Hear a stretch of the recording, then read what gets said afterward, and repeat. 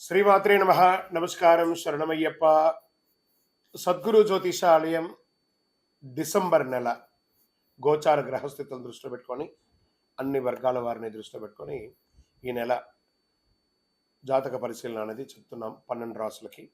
ప్రతి ఒక్కరికి జాతకం అంటే కూడాను నాకు ఎలా ఉంటుంది, ఆరోగ్యం ఎలా ఉంటుంది, వ్యాపారం ఎలా ఉంటుంది, ఉద్యోగం ఎలా ఉంటుంది, నా జీవితం ఎలా ఉంటుంది, నా రాజకీయం ఎలా ఉంటుంది, ఇలాంటి ఒక తాపత్రయంతోనే మనం పరిగెడుతున్నాం.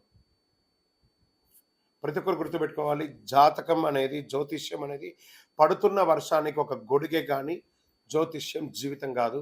మీరు మిమ్మల్ని నమ్ముకోండి చక్కగా.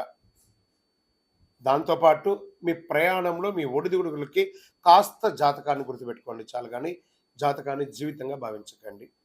ఈ జాతకం దయచేసి అడిగేవాళ్ళు వాట్సాప్లో మాత్రమే మెసేజ్ పెట్టండి.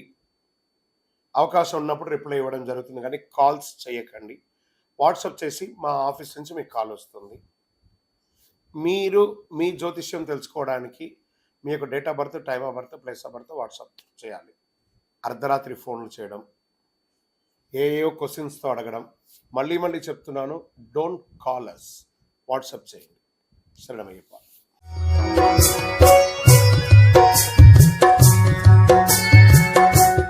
జ్యోతిష్ శాస్త్రీత్యా ద్వాదశ రాశిలో ముందుగా మొట్టమొదటిది మేషరాశి. అశ్విని నక్షత్రం 1, 2, 3, 4 పాదములు, భరణి నక్షత్రం 1, 2, 3, 4 పాదములు, కృతికా నక్షత్రం మొదటి పాదానికి జన్మించిన మీరు మేషరాశి వారిగా పరిగణించబడుతున్నారు.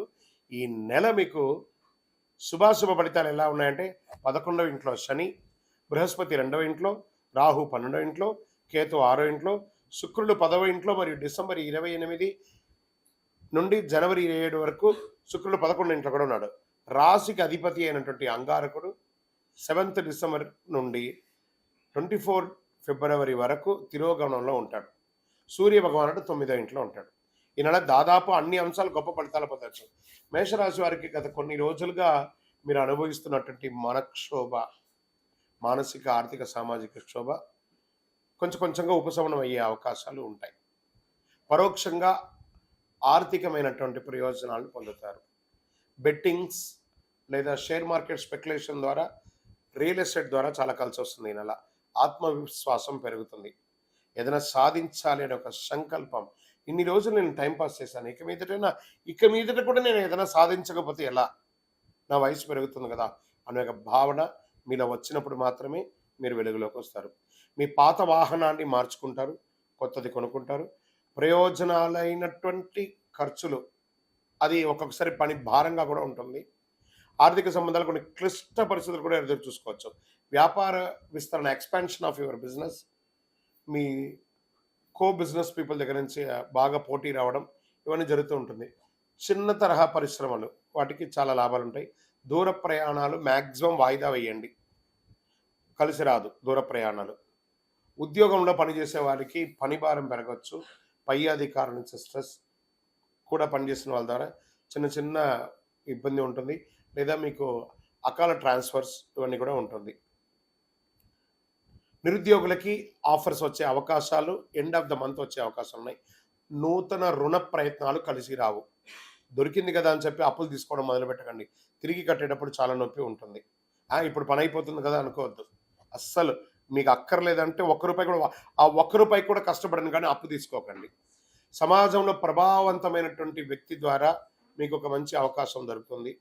మాస చివరిలో మీ యొక్క కెరీర్ ఏదైనా అడ్డంకి తొలగిపోవడంతో మనసులో సంతోషంగా ఉంటారు. ఆధ్యాత్మిక విషయాల్లో ఆసక్తి కలుపుతారు.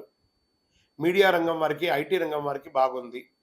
వివాహం కాని వారికి కాస్త మాఘమాసం నుంచి చాలా యోగంగా ఉంది. నూతన ఉద్యోగ ప్రయత్నం వారికి కొంచెం గట్టిగా. రాజకీయ నాయకులకి మిశ్రమంగా ఉందండి. మీకు అనుకూలమైనటువంటి రోజులను చెప్పుకుంటే డిసెంబర్లో 2, 5, 8, 11, 15. చంద్రాష్టమం డిసెంబర్ 1, 2 తెల్లవారుజామున వరకు ఉంటుంది.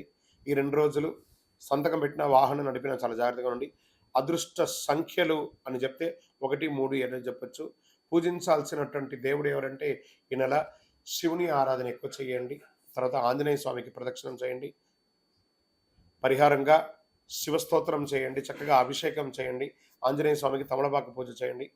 అతి శక్తివంతమైనటువంటి కరుంగాలి మాలను ధరించండి. సకల ఐశ్వర్యాలు పొంది ఆనందంగా ఉంటారు. విజయోస్తు.